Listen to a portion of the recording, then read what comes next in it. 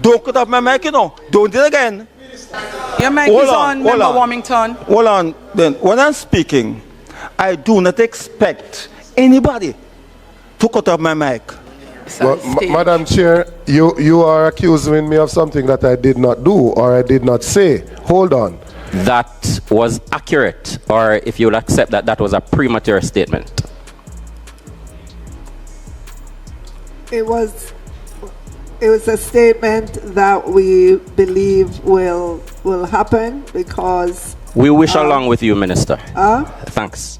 What? I'm sorry? I never said we believe will happen. Patriotic comrades, it would seem as if Favour Williams' computer did a glitch and a malfunction in her brain, because yesterday it come like she have a total meltdown. For some reason, Favour Williams just always look and come across as just being utterly clueless. Like she don't have a clue where them ask her about or where them talk about. And we say she have two advisors on each side. Maybe that's customary or maybe because she incompetent why then did they. But she just always come across and I look like she clueless. That does not inspire confidence in her competencies. For me, it would be a no confidence in her ability as a finance minister, as a capable finance minister. It's a no confidence for me. Why them not stop put Favour in front of mic and on a camera? Yes, me know she's the finance minister, so she have to do it. But for some reason, she always seem unprepared for the questions them whether Julian Robinson I go ask, Dayton Campbell, Damian Crawford, or anyone from over the PNP is like she always unprepared. She never have the answer. It just come like she not fluent when it comes to speaking the language of the Ministry of Finance. She's not fluent when she answer certain questions. You see me? Off the top of her head, because she is knowledgeable about the finance portfolio. And it make on camera, it come across as her being super incompetent. Like she's not suited for the job. Behind the scenes off camera, she can be super competent, you know. But on camera, this makes she look incompetent every time because she's not an excellent speaker. So I don't know why the whole mess administration choose to give Favour the finance minister. You have to be someone who can speak and speak fluently. It was just a total meltdown.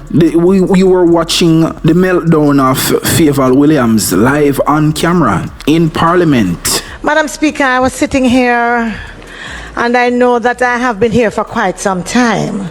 But I thought that this was a committee meeting. Am I good? If that's a committee meeting, are you in the right seat?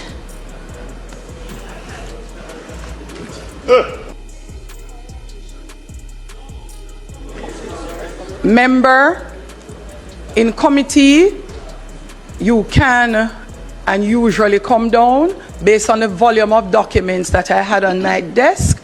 I decided to sit in the same place. However, I would be spoken to as chair, not Madam Speaker, at this time.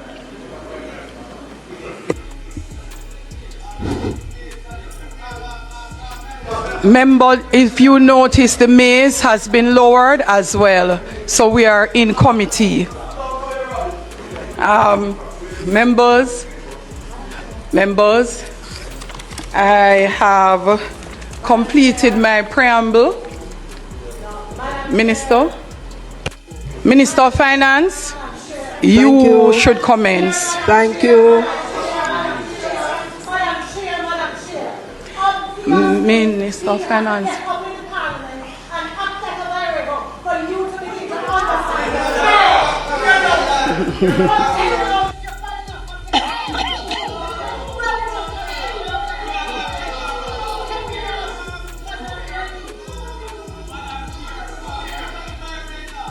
Parliament just full of fireworks and excitement because we have Comrade Angela Brown Burke, you see me, went at it with Speaker of the House, Julian Holness. So, make we see what take place, because me I tell you say, Comrade Brown Burke made an excellent observation and asked an excellent question, because We know Juliet Holness is the Speaker of the House of Representatives. Zane, so she's supposed to sit down in the Speaker's chair. Now, this is a committee meeting, and she is also the chair of the committee. And Juliet's excuse is she had a lot of paperwork, so it warrant her sitting in the Speaker's chair, even though she is not in the capacity of the Speaker, but as the chair of the committee. So based on the question that was raised by Comrade Brown Burke, it would appear as if Juliet not supposed to sit down in that seat there, none at all, when she is in the capacity of chairman of the committee. And based on Juliet's response, it would seem like that is also the case, because she said because she have full heap of paperwork why she choose to sit down up there. So. And then it's the same thing, a lack off mic. Oh, sorry, member. Your mic is on. My apologies. It's me here. Go right ahead, member Warmington. Madam Chairman, I've been here since 1980, came back 2002, and I'm amazed to see that the permanent secretary is responding to questions in this house. The minister ought to respond to any question asked here, not the permanent secretary. So I'm asking, maybe not asking, may I say, we turn to the protocol in this house, whereby questions are that directed to the permanent secretary, and the permanent secretary does not respond. Technical officers, consultant advisors do not respond in this house. All answers must be. No, additionally,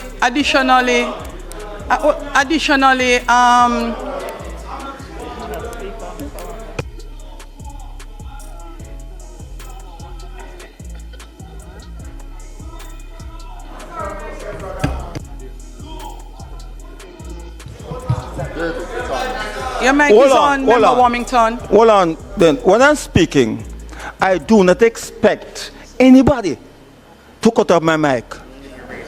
I came back here. Warmington. Let me finish. Member Warmington, on a point of order. No. On Chairman, you don't call point of order. From the chair. Member Warmington, you have several mics on, and I don't even need to call on any privilege as chair.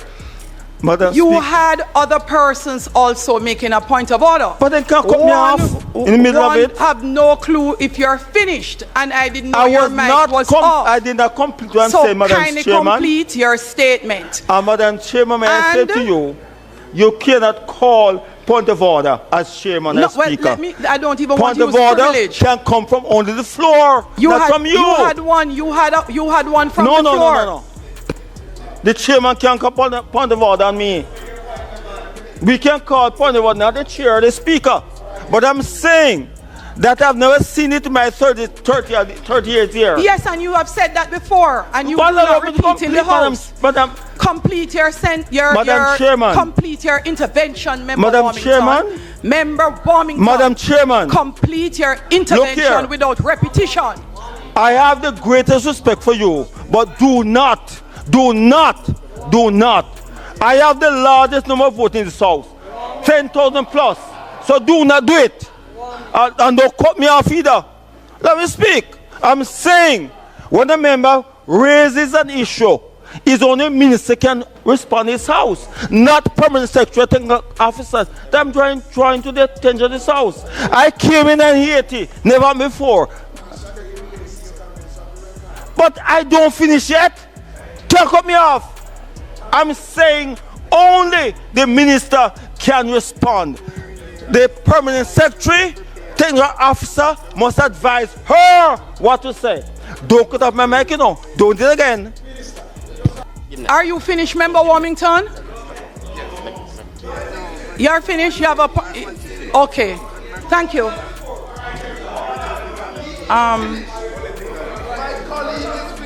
Parliament erupts. A pure drama in a parliament. You see me? What's the Warmington Juliet Holness make a mistake and cut off? Warmington Mike and Warmington get mad. For some reason, it come like Warmington have some secret for them. Some big secret car. You see me, I notice how she always have to try be nice to Warmington. It's like she trying to get on the wrong side because they know Warmington is a loose cannon. At any moment, he is so unpredictable and his personality is so volatile. You're liable to say anything will come out of his mouth. So it's like them have to tread carefully when them a deal with Warmington. It's like them a walk on ice. They always have to tiptoe around Warmington. Cause just look on her demeanor when she address Warmington and Warmington realize, how you do? I cut off my mic. Just look how Juliet Holness react. How she come around soft and nice to Warmington. It's like Warmington is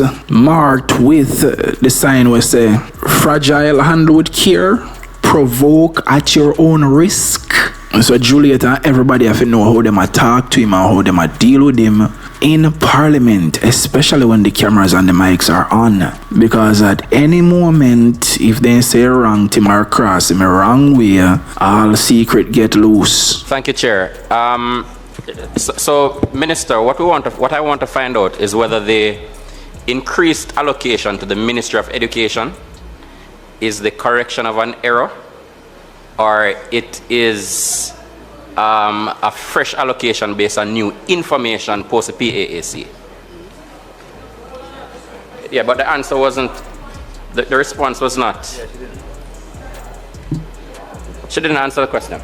Now, patriotic comrades, watch as Member of Parliament Omar Newell presses Favour William because Favour Williams did not answer his question, but watch as he press her on the question where she didn't answer. Just look how she just a fumble and a buck, like she don't have no clue where Emma asks her about. It just look like gross incompetence. Member, we'd have to get an explanation for that 101 million from the Office of the Prime Minister. I don't know. Thank you, Minister. In your presentation last week, you said already our international partners have indicated that within that package that's announced, there's about 450 million for JPS. And what that will do is allow for a loan of 150 million to be repaid back to us so we get back the liquidity. Minister, would you agree that just based on the questions asked earlier and the answers that you have given, that statement is premature and the loan is at now speculative at best? What do you mean by speculative? Meaning the loan is not there. It depends on JPS and the multilaterals working out an agreement for that loan to become available. We've given or undertaken to JPS. No, Minister, I'm speaking specifically to, I quoted you from the Hansard, where you said the 450 million, what that will do is allow for our loan of 150 million to be repaid back to us. I'm asking if that was accurate, or if you will accept that that was a premature statement. It was a statement that we believe will happen because we wish along with you, Minister. Thanks. What? I'm sorry? I never said we believe will happen. Now, listen to a competent finance minister. I'm here to talk about Comrade Julian Robinson, the opposition spokesman on finance. Listen to how a real person who is an expert in their field and competent in their field, listen how fluently they speak. And they must speak off at the top of their head. You don't need to read and look off on a paper, because he knows his job inside and out as it relates to the finance ministry. So you can see a night and day difference between a Comrade Julian Robinson and a Favour Williams. Clear distinction. You see me? Favor can't even walk in the shadow of a comrade, Julian Robinson. Minister, before I go to my substantive questions, I would also like to highlight that going forward, the report from the Independent Fiscal Commission should be tabled at the same time that the supplementary is tabled. I know you have done so today, and I see it as one of the tabled documents, but it's important for our own analysis of the supplementary. And I know it's not required by law for you to do so, but for good governance and transparency, that we have it at the same time as the supplementary going forward, so we can have an independent analysis of what you are presenting to us. In terms of my... Member, just to note that that report, when asked for, it was sent to Parliament within a day or two. I know, no. So I see it as a table document today, but I'm just saying going forward, when it is sent to you by law, and I'm just asking if we are, for future reference, when you table the supplementary, that you table it at the same time, so we have the benefit of it prior to it being tabled now. In terms of the substantive question, first one relates to JPS. I have seen in the media where you have finalized the terms of the loan to the JPS. Could you indicate what those terms are in terms of the tenor of the loan and the interest rate? And I ask within the context of a concern that consumers will have about being charged higher bills to facilitate the repayment of this loan. So that's my first question.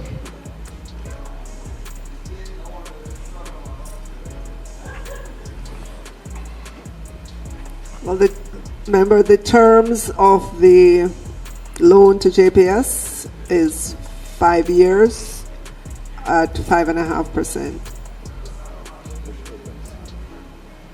Can you indicate which government agency is the official agency providing the loan? Ministry of Finance and the Public Service. Or the ministry directly? Okay. There was, related to JPS, there was a allocation or a figure of 450 million US, not in the supplementary, but part of the overall loan package that the international financial institutions were providing as part of the $6.7 billion. Could you provide some clarity as to what that 450 million US allocated or earmarked for JPS would be used for?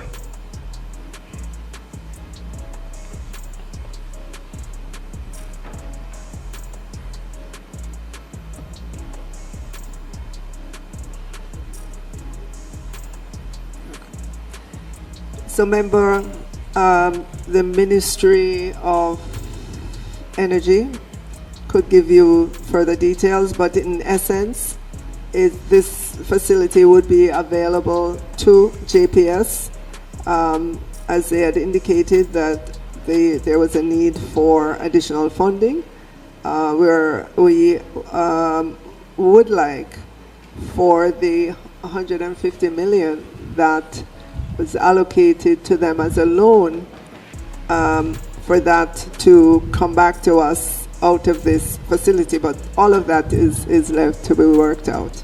So if I'm understanding you correctly, we have provided an upfront loan of 150. The international financial institutions have made a provision of 450 million, which JPS can draw down on and use that to repay the government the 150. Is that correct? Just so you're aware, member, it's not something that is in place yet, but contemplated. No, I know. That's why I say earmarked and not definitive. But it's important to understand what it is earmarked for and what is the thinking, because obviously there would have been discussions between the government of Jamaica and the IFIs around this facility. And since the figure is there, we just want clarity on it. Very, very preliminary discussions, member. Very preliminary. So when will you be in a position, I had asked you at the last sitting, to provide greater detail in terms of the 6.7 billion. We know 2.4 is private sector mobilization funding, but the direct government of Jamaica borrowing, when will you be able to tell us specifics on that in terms of the amounts from institutions, interest rates, length of period to pay, whether there's moratoria, etc.? When can you provide that to the House? So, member, the announcement was made last week, and as you can imagine, with these kinds of facilities, there are many conversations, many rounds of meetings to happen. We are in the early days following this announcement, so please allow us some time. Obviously, government has to look at its priority projects. It has to look at the timing of those projects. There is quite a bit to be worked out, member, which would not be possible to bring to the House in a week. Okay, I understand that, but would you be in a position to say when? And I ask that within the context, you have made projections around our debt to GDP ratio, moving up to 68% and moving higher. I assume those projections would account for what you anticipate that you intend to borrow to deal with the gaps that arise from the fall off in economic income activity and taxable income. All right. The 68% debt to GDP that you referenced, member, is what we're projecting by the end of this fiscal year, which will be in another 3 months. And all, if not most of that, is primarily due to the decline in the GDP. As we look out in the medium term, that's where you would see reflected any drawdowns on these facilities that have been announced. So no new borrowing for this fiscal year up to March 2026.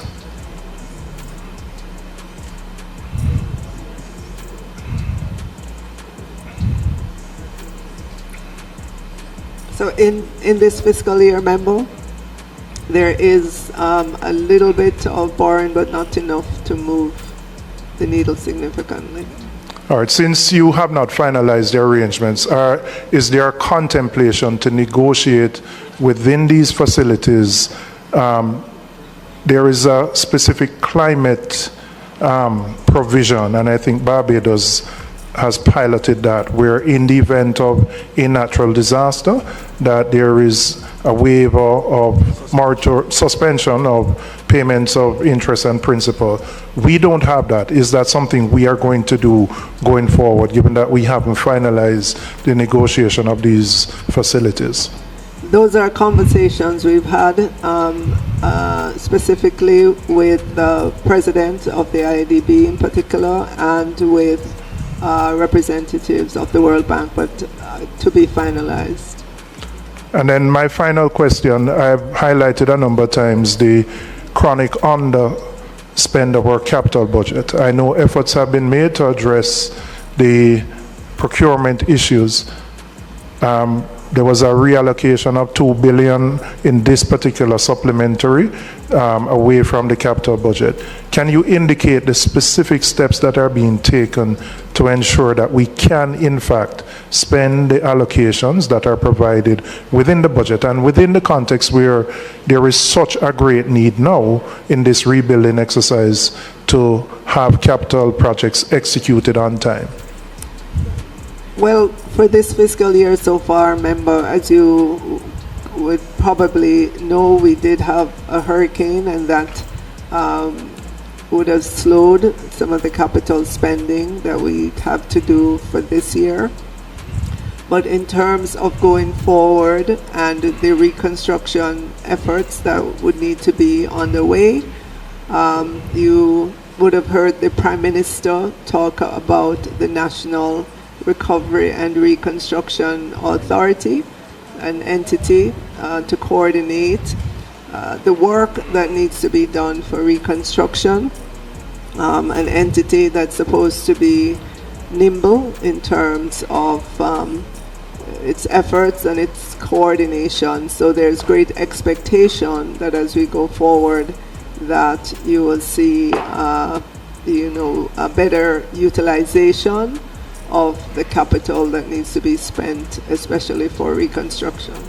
Minister, you know very well that the... I'm sorry, it's the National Reconstruction and Resilience Authority. No, but we know the problem of under expenditure on the capital budget is not specific to Hurricane Melissa or Hurricane Beryl. It's certainly for the last 4, maybe 5 fiscal years, we have had significant under expenditure. Now, is it that you're suggesting that NARA will be able to operate more efficiently and effectively than normal central budget and normal central government and the MDAs?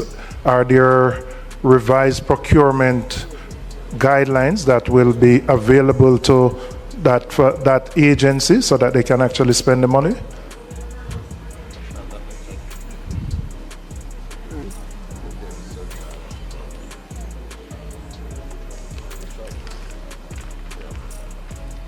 So for the National Reconstruction and Resilience Authority, we are expecting that it will operate under emergency procurement rules, but also that it will have the ability to engage significantly large companies to help us in terms of having a faster pace at the reconstruction. All right, thank you. I'll turn it over to my colleagues who have other questions. Now let's check out what Comrade Dayton Campbell have to say, because he made some very valid points that actually needs answers and many issues that needs to be addressed immediately, because we are talking about a 6 week now since the hurricane passed, and people still asleep out a door. They might have food, but they're on a roof. Christmas Day. Minister, if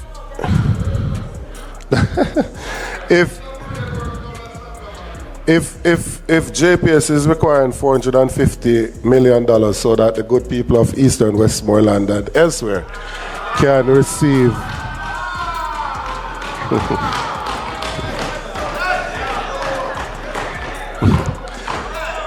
can receive electricity.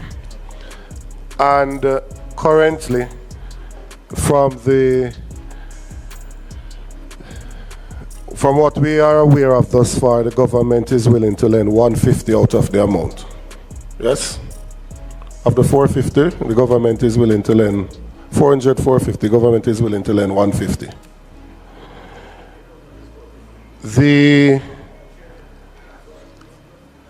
Well, 350, whichever figure it is. Say 350, the government is willing to lend 150. But they require 350 so that all the persons that are currently affected can get back light.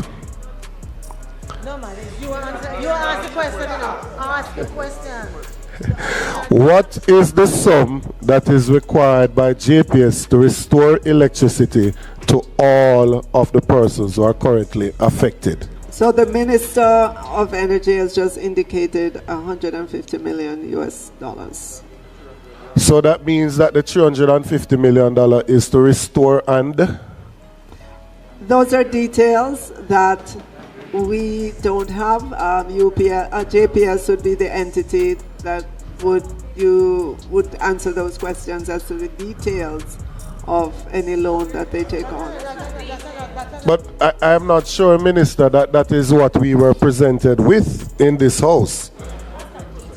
We were told that JPS required $350 million and that the government would be loaning $150 million.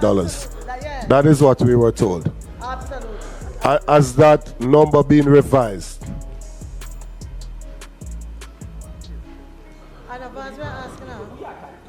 So the Minister has indicated US 150 to restore by the end of January 2026. So who's lying somewhere? Somebody not telling the truth. Somebody not telling the truth. Yeah. You can say who's lying. I ask the question. You can decide whatever the answer is. Minister, this is not as easy as just a soapbox moment. This is not a political soapbox moment to just say 150 and you get back light. It's not. What we're talking about here is also the finances of the country. So I'm saying I need to know when JPS did their estimates, their assessment as to the damage from the devastating Category 5 hurricane, what is it that is required to restore electricity to all of the persons that were affected? That's what I need to know, because previously we were all of the impression that that was 350 million. Then we heard it being revised upwards to about 400 million. And now we are told that only 150 million is required to restore electricity to all affected persons. All right, so member,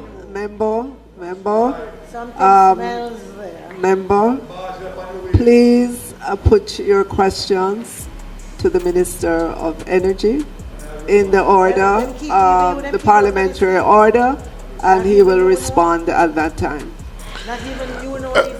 Chair, just to follow up on that, it is an important question, because if 350 million is the figure that is required and they have received 150, it would leave a shortfall of 200.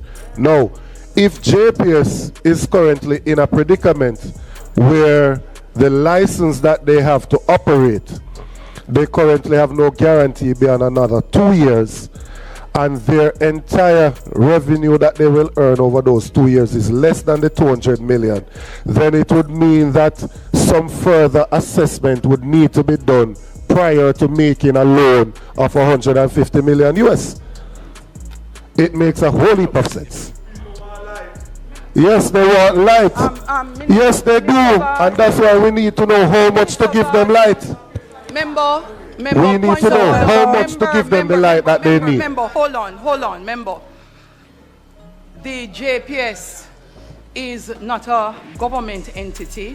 It is not a ministry agency or department of government. Hold on. I'm holding. And so, member, while you can ask questions as it relates to what is in the budget and the supplementary estimate, to ask how a business plans to be able to finance and execute. I wasn't asking that.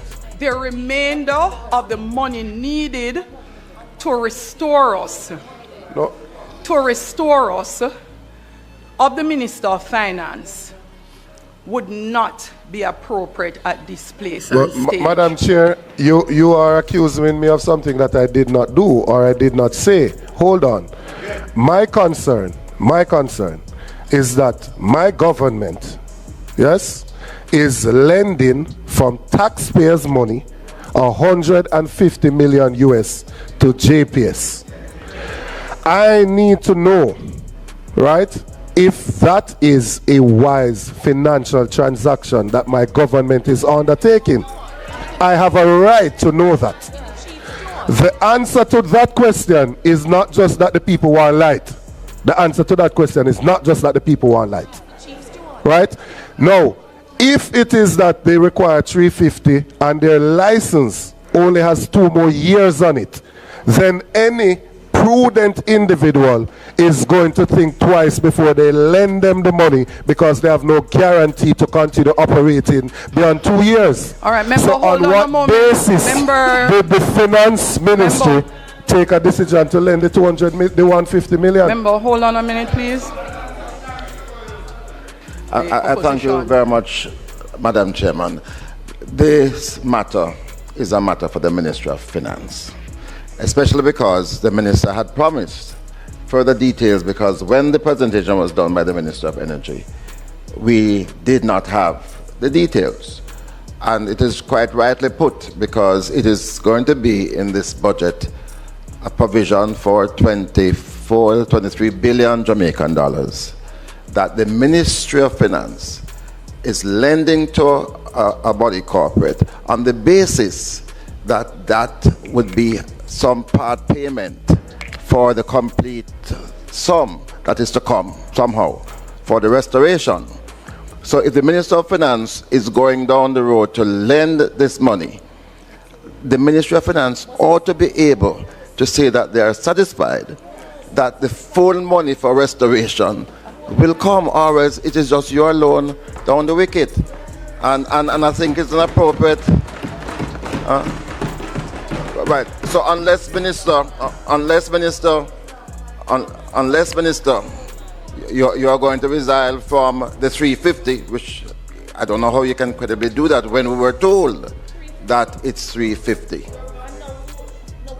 So the question to you, Minister, is: are you satisfied that it is only 150 million US that is needed to restore all the electricity, especially from the members' constituency of East, Westerland, and so on? If there is more needed, is the minister satisfied that more will be coming, and from whom? Because, Minister, the direct question to you is whether or not the government of Jamaica will be footing the entire bill of 350. And that's a question. No, it is a fair question.